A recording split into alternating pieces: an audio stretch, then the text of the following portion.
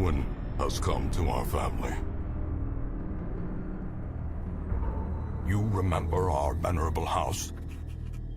Opulent and imperial, gazing proudly from its stoic perch above the moor. I lived all my years in that ancient, rumor-shadowed manor, fattened by decadence and luxury. And yet I began to tire of conventional extravagance. Singular, unsettling tales suggested the mansion itself was a gateway to some fabulous and unnameable power. With relic and ritual, I've bent every effort towards the excavation and recovery of those long-buried secrets, exhausting what remained of our family fortune on swarthy workmen and sturdy shovels. At last, in the salt-soaked crags beneath the lowest foundations, we unearthed that damnable portal of antediluvian evil.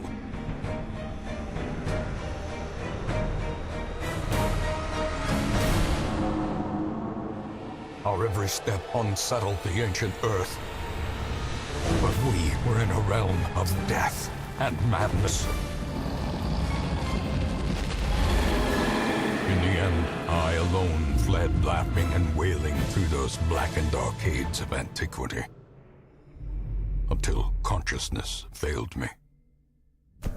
You remember our venerable house, opulent and imperial. It is a festering abomination. I beg you, return home, claim your birthright, and deliver our family from the ravenous, clutching shadows of the darkest dungeon.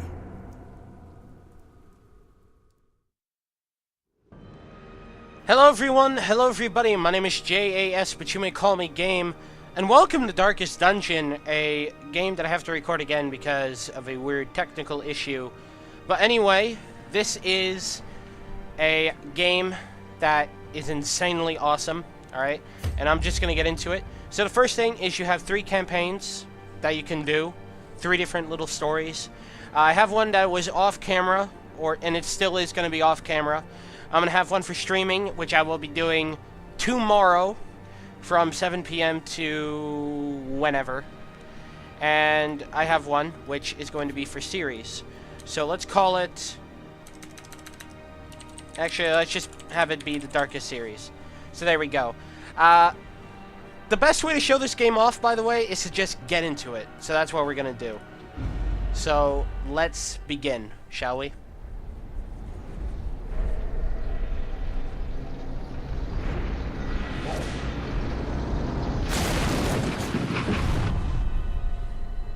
You will arrive along the old road. It winds with a troubling, serpent-like suggestion through the corrupted countryside, leading only, I fear, to ever more tenebrous places. There is a sickness in the ancient, pitted cobbles of the old road, and on its writhing path, you will face viciousness, violence, and perhaps other damnably transcendent terrors.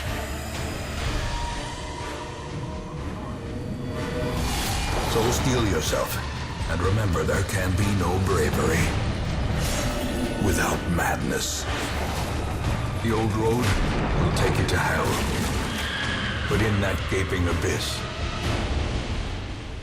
we will find our redemption.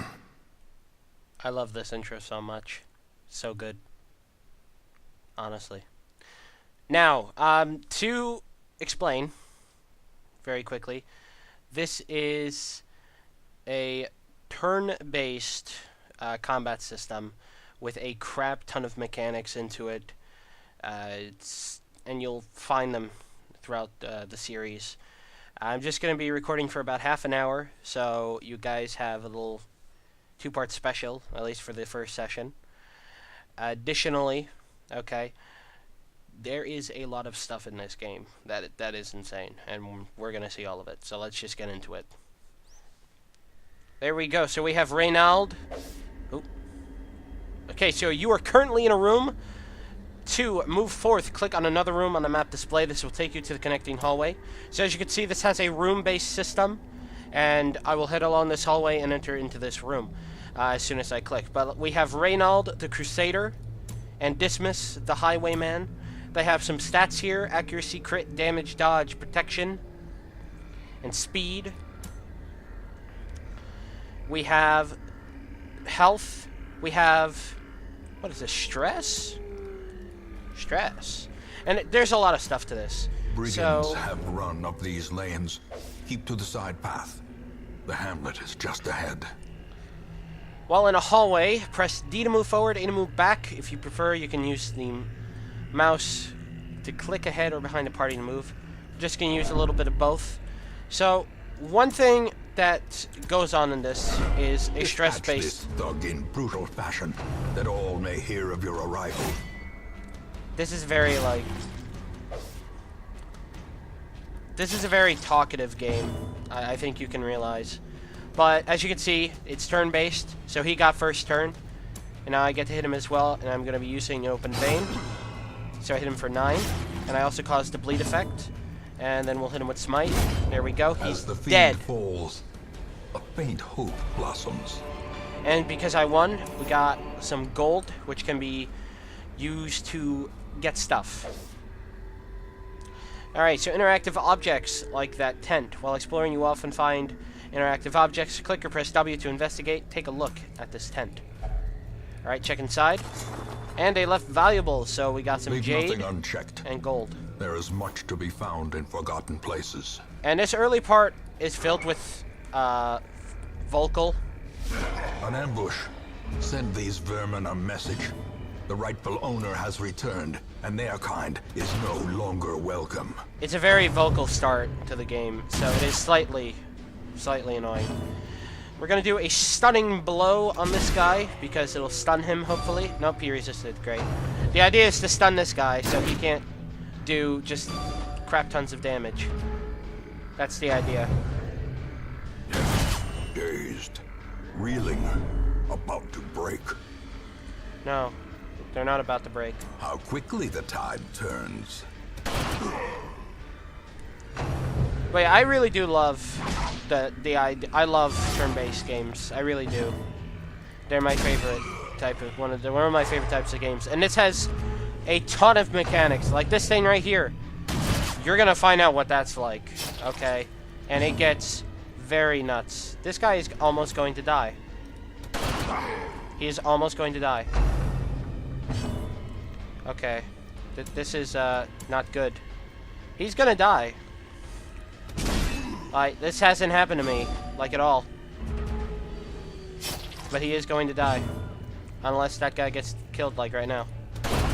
Alright, he's dead. Give them no quarter. You just need this guy stunned. Alright, he's stunned. No, he can't do anything. But yeah, this is basically how a lot of this is gonna go. He has literally half a point of health. The beast, the greater the glory. Half a point of health. Oh. Let's not do that or else he'll open it. Let's just open this. It's trapped. I have blight. I don't care because the dungeon is done. So there you go. We got some crest reward, 5,000 gold. We got some deeds, which are going to be used for setting up your town. And, what's this? Unyielding, death blow resist. What? That's one of the other mechanics in this game, quirks. So think of quirks as positive and negative impacts on the characters. A few examples. Welcome home, such as it is. This squalid hamlet, these corrupted lands, they are yours now, and you are bound to them. That's going to get very annoying. Anyway, the idea of the quirks is their positive and negative effects. So, Reynold, okay, is a warrior of light. So as long as the light is above 75, he does 10% more damage. He's unyielding, so he has death blow resist, but he's a kleptomaniac and god-fearing, which means he's prone to stealing items, and he will only pray for stress relief. And it requires this building, which will be unlocked later. Most will end up here. covered in the poisoned earth, awaiting merciful oblivion. And for dismiss, he's not allowed to gamble, which is another method for lowering your stress, which is another mechanic in this game. He's hard noggin, which means he has stun resist, and he's quick reflexes, which means he has a little bit faster speed. And yeah, that's just a little sample, basically. But now we're gonna open this stagecoach. Women and men, soldiers and outlaws, fools and corpses. Yeah, thank you. All will find their way to us now that the road is clear. I said thank you. Can I go? Thank you! Okay. So, basically, this is the stagecoach. This is how you get new characters. Than the blood-soaked battlefield. This is how you get new characters. And basically, it'll be 2 heroes will come in every single day. And you're allowed up to 9, period. And you can also upgrade the network, so you increase the number of heroes available every day, as well as increasing the roster. So we're going to increase the number of heroes available. Can be found even here, in the mud and rain. Can I talk for like 5 seconds, man? This is the only thing I don't like about the tutorial. It's very hard for me to talk, because I want you guys to hear what he's saying. But yeah, the other stuff in the town will become available as I do stuff. But we have Grulart, who is a plague doctor, and Marcy, who is a Vestal, and they have preferred positions in the scenario of the game. So, Marcy, for example, is good as a 4. He's amazing as a 3. Pretty meh. He's okay as a 4, but he's with 2 or 1.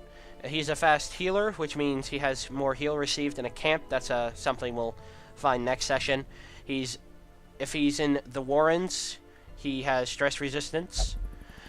He has a fear of beasts, which means he has less accuracy, and he also has stress, and also reduced stress resistance against them.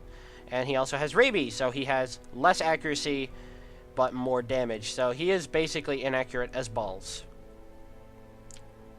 So that's great. And when in Weld, plus 10% scouting chance, but minus 20% stress resistance. So when it comes to Weld, which is kind of interesting, because the only one that we have available. A mecca of madness and morbidity. Your work begins. Can I? Okay. So here's our party. Now we're going to have provisions, but you can see Ruins, which is the only one available. Warrens, the Weld, the Darkest Dungeon, which will be added later, and the Cove added later. So, yeah, because this is an early access game, at least until later this year. So, what do we have here? We have an estate map, yes. So, this is the goal, complete 100% of rune battles, and then we win. This quest does not involve camping, and these are the rewards. So, gold, busts, which are here, and these are used to upgrade town buildings. Crests, used to upgrade town buildings. So there we go. Now it's time for provisions. The cost of preparedness, measured now in gold, later in blood. So provisions. This is your overall inventory. And different items will compose of different slots, effectively. So as you can see here, it's recommended for you to get 8 food and 4 torches, which is what we're going to do. I used to bring skeleton keys and shovels, but this first quest doesn't really need them.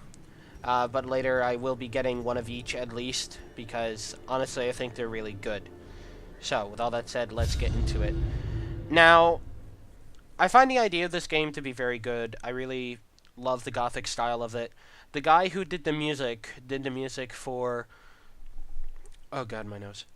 He did the music for 8 Prince of Persia games. I forget his name, it'll be on the screen. I'm sorry, dude. The fiends must be driven back. And what better place to begin than the seat of our noble line? Alright, so this is a very simplistic one. We just go room after room after room after room after room. Hang on. Okay, I can breathe! Woo! Alright, so we have everyone here. Let's move. Oh, look at that.